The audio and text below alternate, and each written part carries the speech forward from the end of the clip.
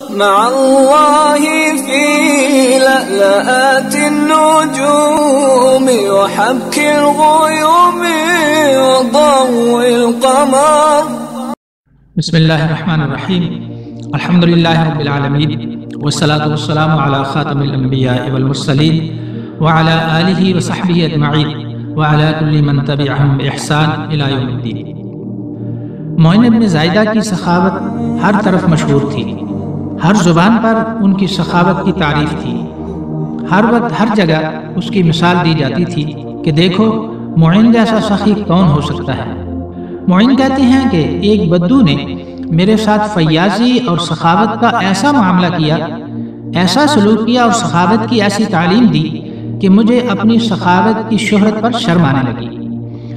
معاملہ کچھ اس طرح ہوا کہ وقت کے حاکم نے معین کو کسی وجہ سے گرفتار کرنے کا حکم دے دیا۔ معین روپوش ہو گئے۔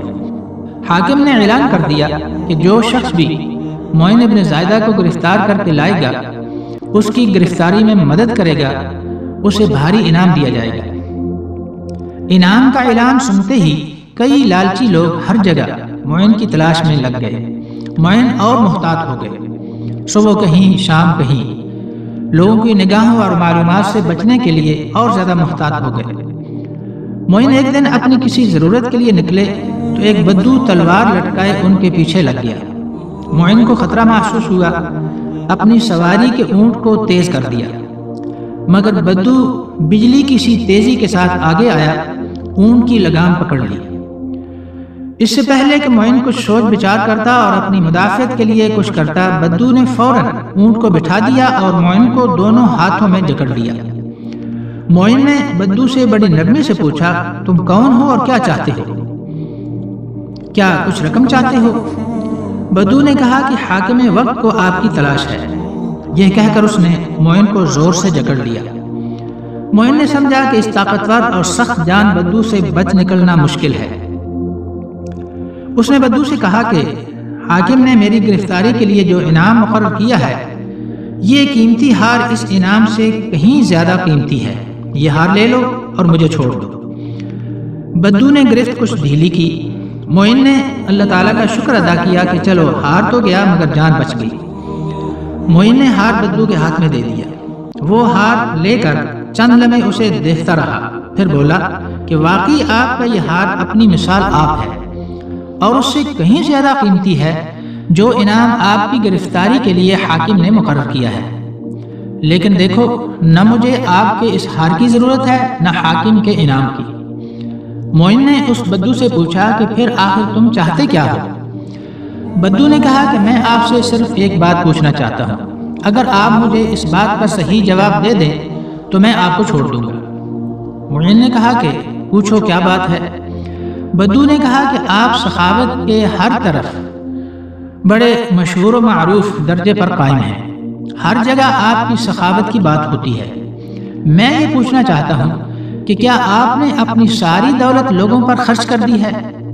معین نے کہا ایسا تو نہیں ہے۔ بدو نے کہا کہ آدھی دولت خیرات کر چکے ہو؟ معین نے کہا نہیں، آدھی بھی نہیں۔ اس طرح بدو پوچھتا رہا، معین نہیں میں جواب دیتے رہے، اور کہا کہ میں نے اپنی دولت کا 10واں حصہ بھی نہیں دیا، اس سے بھی کم ہے جو اللہ تعالیٰ کی توفیق سے خرچ کیا ہے۔ بدو نے کہا کہ میرے پاس نہ اونٹ ہے نہ گھوڑا سواری کے لیے میسر ہے، میری کل پونجی یہ ہے کہ مجھے مہینے میں 5 درہم سرکاری وظیفہ ملتا ہے۔ یہ ہار جو آپ نے مجھے دیا ہے ہزاروں اشرفیوں کا ہے، میری زندگی بھر کی کمائی اور میرے تصور سے کہیں زیادہ ہے۔ میں نہ آپ کو گرفتار کروں گا نہ آپ سے یہ ہار لوں گا۔ آپ اچھے آدمی ہیں، مخلوق کی خدمت کرتے ہیں، سخی اور فیاض ہیں، لیکن یہ یاد رکھو کہ آپ سے زیادہ بھی دنیا میں سخی لوگ ہیں جو آپ کی سخاوت سے بہت زیادہ سخاوت کرنے والے ہیں۔ آپ کبھی اپنی سخاوت کو بہت نہ سمجھنا اور خود کو بڑا سخی نہ سمجھنا، اس کیفیت میں مخلوق پر خرچ کرتے رہو، آپ اچھے آدمی ہیں۔ بدو نے یہ کہہ کر معین کی طرف ہار پھینک دیا اور چلا گیا۔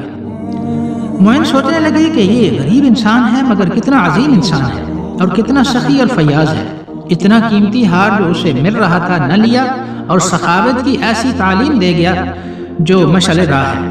کچھ عرصے کے بعد حکمران نے معین کو معاف کر دیا، وہ امن و امان سے رہنے لگے۔ بدو کو ہمیشہ یاد کرتے، اس کے اثار و قربانی اور اس کی سخاوت کی تعلیم کو یاد کرتے اور زیادہ سخاوت اور فیاضی کرنے لگے۔ اللہ رب العالمین ہمیں سخاوت کی توفیق مرحمت فرمائے، آمین یا رب العالمین۔